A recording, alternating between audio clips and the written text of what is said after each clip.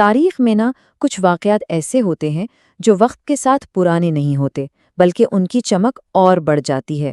آج ہم تاریخ کے ایک ایسے ہی موڑ پر بات کریں گے، کربلا کے میدان میں حضرت امام حسین رضی اللہ تعالی عنہ کے اس قیام پر جس نے تاریخ کا رخ موڑ دیا۔ یہ ایک جملہ آپ یوں سمجھیں، اس پوری کہانی کا خلاصہ ہے۔ یہی وہ اصول تھا جس کی بنیاد پر وہ عظیم قربانی دی گئی۔ یہ صرف الفاظ نہیں ہیں، یہ اپنے آپ میں ایک مکمل نظریہ ہے۔ تو یہ سب شروع کیسے ہوا؟ اس کہانی کی جڑیں دراصل حق اور باطل کے ایک بہت واضح ٹکراؤ میں ہیں۔ ایک طرف اصول تھے اور دوسری طرف تھی طاقت۔ یہاں دیکھیں تو صاف نظر آتا ہے کہ ٹکراؤ کن چیزوں کا تھا۔ ایک طرف یزید کی حکومت تھی جو اسلامی اصولوں سے ہٹ رہی تھی، اور وہ امام حسین رضی اللہ تعالیٰ عنہ سے اپنی بیعت یعنی اپنی حکومت کو تسلیم کرنے کا مطالبہ کر رہی تھی۔ اور دوسری طرف تھے امام حسین رضی اللہ تعالیٰ عنہ، جن کے لیے ایک ایسے حکمران کی بات ماننا اپنے نانا حضرت محمد صلی اللہ علیہ وآلہ وسلم کی تعلیمات کو چھوڑنے جیسا تھا۔ تو بات کسی ذاتی دشمنی کی نہیں تھی، بات تھی اصولوں کی۔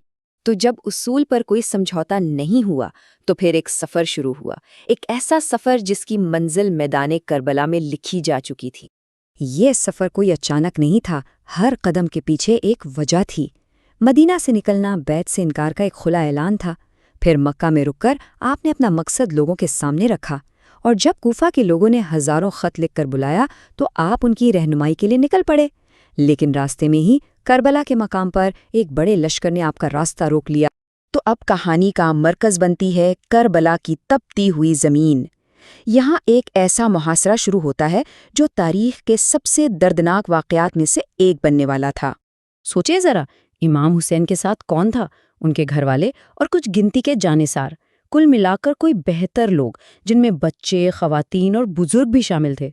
اور ان کے مقابلے میں یزیدی لشکر کی تعداد 30,000 سے بھی زیادہ بتائی جاتی ہے، مطلب طاقت کا کوئی مقابلہ ہی نہیں تھا۔ اس سے یہ بات تو واضح ہو جاتی ہے کہ یہ جنگ جیتنے کے لیے نہیں لڑی جا رہی تھی، بلکہ ایک اصول پر قائم رہنے کے لیے تھی۔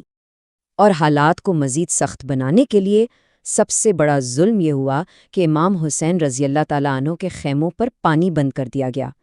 3 دن تک چھوٹے چھوٹے بچوں تک کو دریائے فرات سے ایک بوند پانی نہیں لینے دیا گیا۔ اور پھر وہ دن آ ہی گیا، 10 محرم کا دن، جسے ہم یوم عاشور کہتے ہیں۔ یہ وہ دن تھا جہاں حق کی خاطر اپنا سب کچھ قربان کر دیا گیا۔ اس دن جو جنگ ہوئی وہ برابری کی تو بالکل نہیں تھی۔ امام حسین رضی اللہ تعالیٰ عنہ کے ساتھی ایک ایک کر کے بڑی بہادری سے لڑے اور شہید ہوتے گئے۔ تعداد میں اتنے کم ہونے کے باوجود انہوں نے ہمت کی وہ مثال قائم کی جو آج تک یاد کی جاتی ہے۔ شام ڈھلتے ڈھلتے امام حسین رضی اللہ تعالیٰ عنہ اور ان کے تمام ساتھی شہید ہو چکے تھے۔ بظاہر تو یہ بہت ایک شکست تھی، لیکن حقیقت میں یہ اصول اور حق کی ایک بہت بڑی اخلاقی فتح تھی۔ یہاں ایک بڑا سوال پیدا ہوتا ہے، آخر اتنی بڑی قربانی کیوں؟ جان تو بچائی جا سکتی تھی، لیکن ایسا نہیں کیا گیا، کیوں؟ اس کا جواب ہمیں اس ورثے میں ملتا ہے جو امام حسین ہمارے لیے چھوڑ گئے۔ 1300 سال سے زیادہ ہو گئے، لیکن یہ واقعہ آج بھی کیوں اتنا اہم ہے؟ کیونکہ اس میں ہمارے لیے بلکہ پوری انسانیت کے لیے کچھ بہت بڑے سبق ہیں۔ کربلا ظلم کے خلاف کھڑے ہونے کی سب سے بڑی علامت بن گیا۔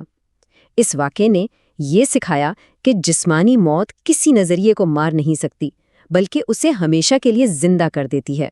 آج بھی محرم کے مہینے میں دنیا بھر میں کروڑوں لوگ اس قربانی کو یاد کرتے ہیں، اور یہ یاد ہمیں اصولوں پر ڈٹ جانے کا سبق دیتی ہے اور انصاف کے لیے لڑنے والوں کو ہمت بخشتی ہے۔ تو آخر میں یہی سوال رہ جاتا ہے کہ کیسے تاریخ کا صرف ایک واقعہ صدیوں بعد بھی کروڑوں لوگوں کے دلوں میں زندہ ہے اور انہیں متاثر کر رہا ہے۔ شاید اس کا جواب اس بات میں ہے کہ سچائی اور انصاف کی لڑائی کبھی پرانی نہیں ہوتی۔